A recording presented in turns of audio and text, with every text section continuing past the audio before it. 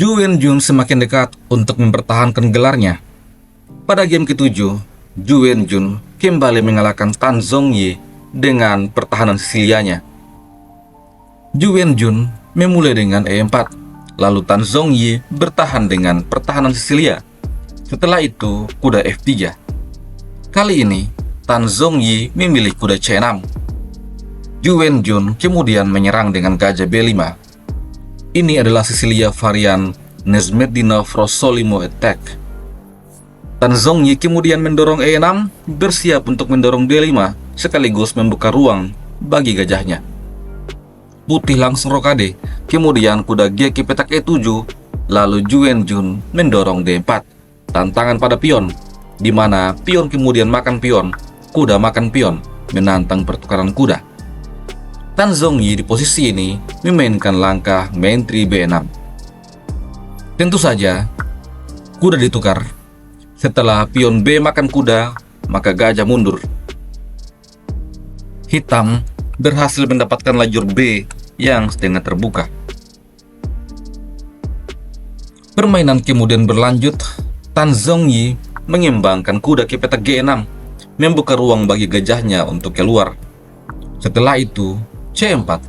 Lagi-lagi, Ju Wenjun menunjukkan pada kita betapa pentingnya petak D5 pada pertahanan Sisilia. Oleh karena itu, petak ini harus dikontrol baik dengan pion ataupun dengan perwira.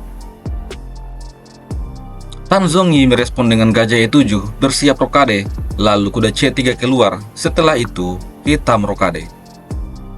Kemudian, Ju Wenjun menyerang main 3. Main 3 mundur C7 dan C5. Langkah ini menantang pion D untuk maju.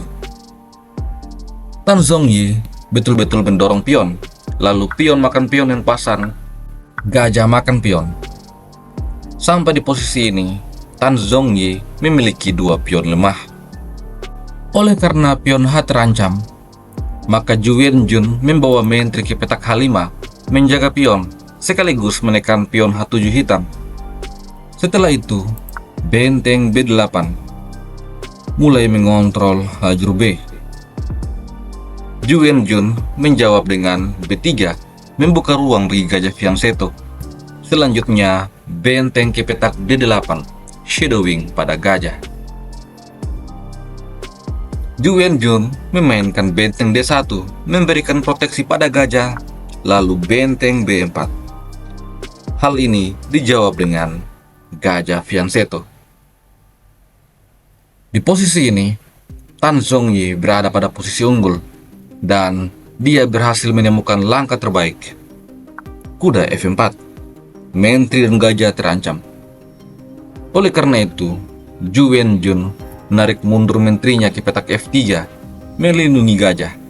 Setelah kuda makan gajah, benteng makan kuda.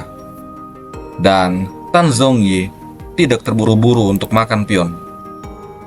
Di posisi ini, gajah terlebih dahulu menyerang benteng, di mana setelah benteng mundur, barulah Tan Zhongyi mengambil pion dengan tempo skak.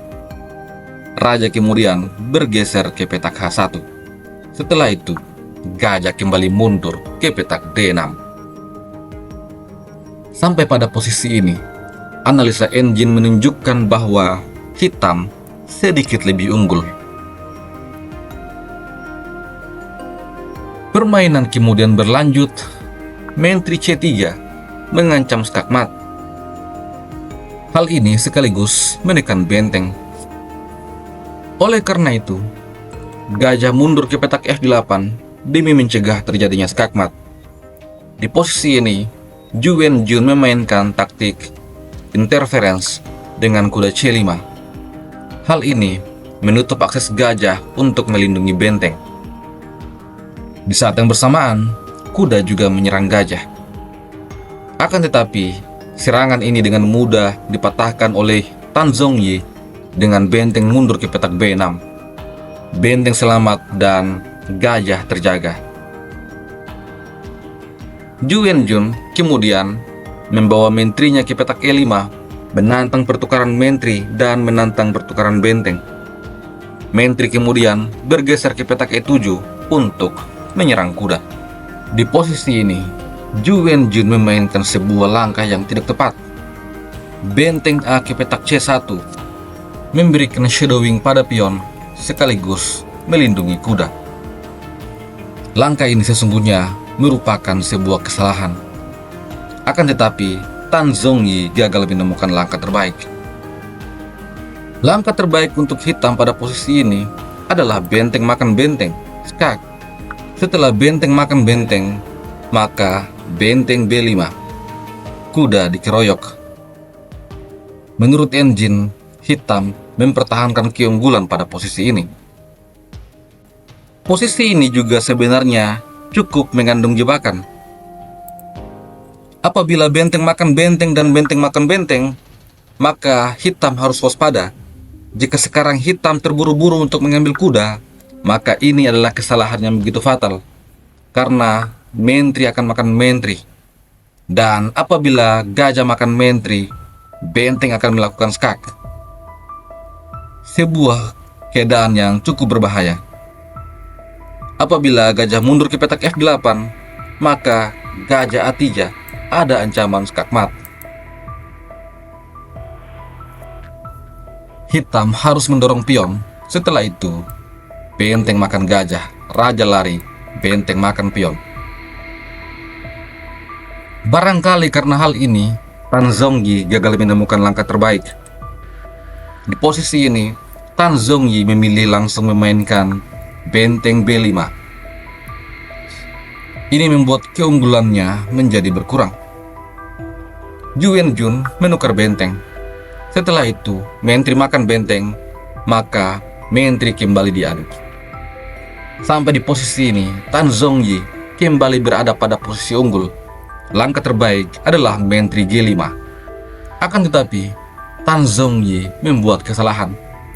Mentri H4, skak. Zhu Wenjun langsung unggul. Raja kemudian lari. Setelah itu, gajah mundur ke petak C8. Zhu Wenjun merespon dengan E5.